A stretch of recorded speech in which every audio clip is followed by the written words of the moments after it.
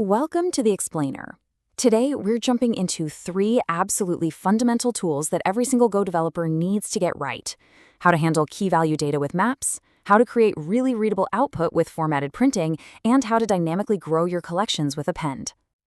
So how does Go do this? I mean, these are tasks you do every single day. We're going to see that Go's built-in solutions are more than just features. They're core patterns that really define what it means to write clean, effective Go code. So here's our game plan. We'll kick things off with how Go stores data, then we'll get into how to inspect it, and we'll wrap up by looking at how we can make our data collections grow whenever we need them to. All right, first up, let's talk about handling key value pairs. And here's the best part. You can forget about hunting for complex libraries. Go has this incredibly powerful built-in map data structure that's just right there, central to the language. You can just think of a map as a dictionary or maybe a hash table if you prefer. It's built and optimized for blazing fast lookups. Now, the one big rule you got to remember is that the keys have to be comparable types, which, by the way, is why you can't use something like a slice as a key. I mean, just look at how clean and readable this is. We declare and initialize the map all in one go, using what's called a composite literal. And then getting a value out? It feels exactly like using an array. You just use your key instead of a number. It's so simple, and it just makes sense. Okay, but what happens when you try to access a key that doesn't exist? This is something that happens all the time, and how Go deals with it leads us to one of the most important and, honestly, most famous idioms in the entire language. And this right here is the critical question. If you ask for a key that isn't in the map, Go doesn't freak out. It just gives you the 0 value for whatever type the value is. For an integer, that's 0. For a string, it's just an empty string.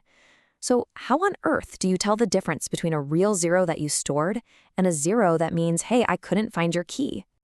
Go's solution is this beautifully clean pattern that really shows off its philosophy of being explicit. A map lookup can actually return 2 things: the value you're looking for and a second Boolean value that tells you if the key was actually there. And this, my friends, is famously known as the comma OK idiom. And here's what it looks like in the wild. We can do the lookup and check the OK Boolean all inside a single if statement. If OK comes back as true, we know for sure that the key was there and we can safely use that second's value. This kind of explicit checking is what writing solid, readable Go code is all about. Okay, so we've got our data stored nice and effectively. Now, how do we actually look at it? For this, we're going to turn to Go's standard library FMT package, which is the absolute powerhouse for anything and everything related to printing. Now, if you've ever used a language like C, this is going to feel a little familiar. But trust me, it's a whole lot smarter. You don't always have to tell it the exact type or size of what you're printing. Go's print functions are smart enough to look at the variable's type and pick a good way to show it to you, all on its own. The real workhorse here, the one you're going to use all the time, is the V verb. The V stands for value. It's the absolute fastest way to see what's inside pretty much any variable. If we used it on our time zone mat from earlier, it would just spit out all the key value pairs in a nice, clean format. But V is really just the beginning. If you need more detail, plus V is fantastic for structs because it actually adds the field names, which gives you a lot more context. And my personal favorite when I'm debugging is %#v. This one prints a full Go syntax representation of the value.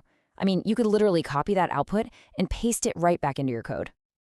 See how the detail just keeps getting richer? %v just gives us the raw values. Then %+v adds those handy field names. And finally, %#v gives us the whole shebang, the full type info, making a complete Go literal. Having this level of control is what makes the FMT package such a killer tool for debugging. But, what if you don't like those default formats? What if you want to take complete control over how your very own custom types get printed out as text? Well, Go has an incredibly elegant answer for that. And it's all built around one of its most important ideas: interfaces. Meet the stringer interface. It's a perfect example of Go's whole philosophy of using small, simple interfaces to do really powerful things.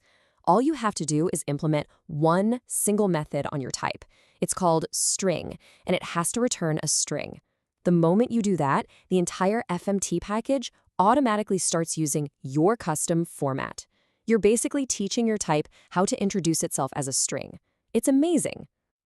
Now listen up, because there's a classic trap here. Inside your new string method, you might think, oh, I'll just use fmt.sprf to format my own value. But if you do that, sprf will call your string method, which calls sprf, which calls your string method, and you've just created an infinite loop. Boom, Stack Overflow. The fix is beautifully simple. Just convert your type to its underlying base type, in this case string of m, before you pass it to the print function. That breaks the recursion. All right, our final tool for today tackles a super common problem. How do you manage collections that need to grow over time? In Go, arrays have a fixed size, but slices are flexible, and the way we add new elements to them is with the built-in append function. Now, if you take away one thing from this section, please let it be this. You must reassign the result. You have to write x equals append x, comma, dot, dot, dot. Why?